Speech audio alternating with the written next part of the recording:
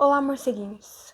Fechem as cortinas, apaguem as luzes e se acomodem, porque hoje nós vamos falar sobre um dos casos de desaparecimento mais enigmáticos dos Estados Unidos. O caso de um garoto que sumiu ao telefone enquanto conversava com os pais e nunca mais foi visto.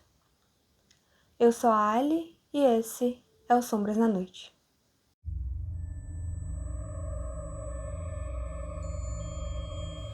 Brandon Swanson tinha apenas 19 anos quando desapareceu.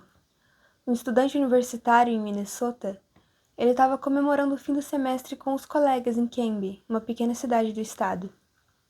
Por volta de meia-noite do dia 14 de maio de 2008, ele entrou no seu Chevrolet Lumina e começou seu trajeto de 30 milhas até sua casa em Marshall, uma viagem curta, tranquila e que ele já havia feito várias vezes antes. Mas naquela noite, tudo deu errado.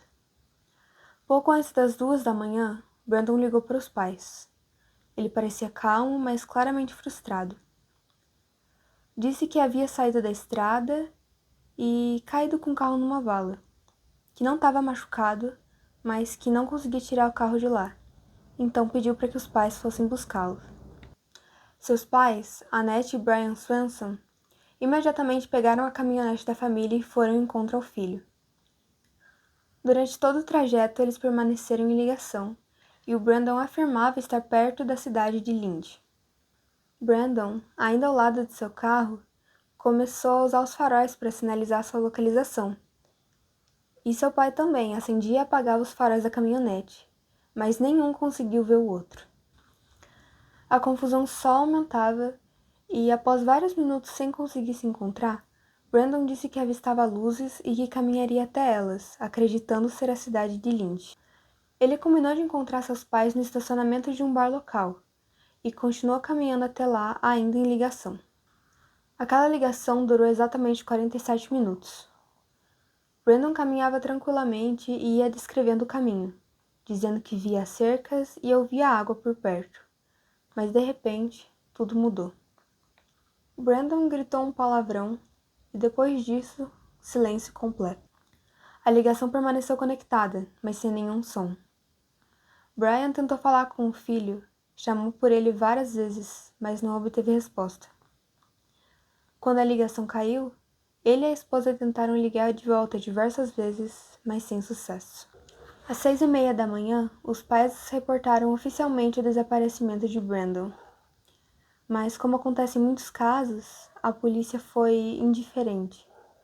Disse que era normal um jovem como ele estar sumido, e uma das frases mais absurdas ouvida pela mãe foi: "É direito dele estar desaparecido."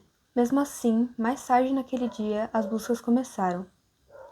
O primeiro choque veio com os registros telefônicos. Eles descobriram que Brandon não estava nem perto de Lindy.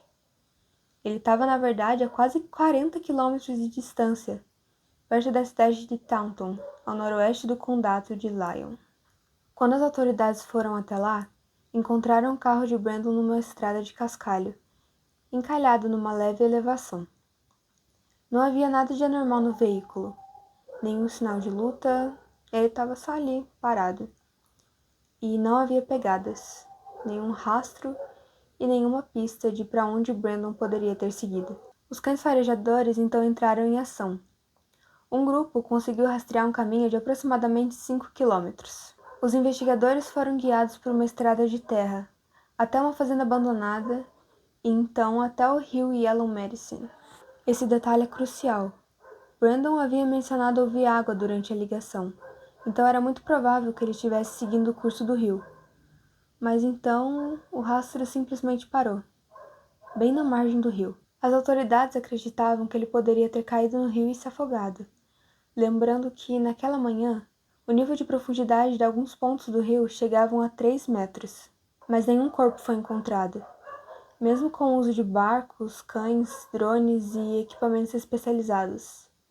Nenhum tênis, uma peça de roupa, nada. E é aí que o caso mergulha no domínio do inexplicável. Como é possível alguém estar ao telefone por quase 50 minutos, em tempo real, descrevendo o que vê e ouve, e então simplesmente desaparecer? E o que o Brandon viu que fez ele soltar aquele palavrão? E outra, como ele poderia ter certeza que estava em um lugar quando na verdade estava a 40 quilômetros distante dali? Alguns acreditam que Brandon estava num estado de confusão, caiu no rio e se afogou, enquanto outros acreditam que ele pode ter encontrado alguém naquelas estradas desertas, alguém com más intenções. Mas também há uma vertente mais sombria. Há quem acredite que Brandon foi vítima de algo que foge da explicação convencional. O súbito pânico na voz, o silêncio logo depois e a ausência de provas físicas. Teorias sobrenaturais não são descartadas por quem estuda o caso mais a fundo, e com razão, já que o cenário é no mínimo bizarro. Até hoje, Brandon Swanson nunca foi encontrado.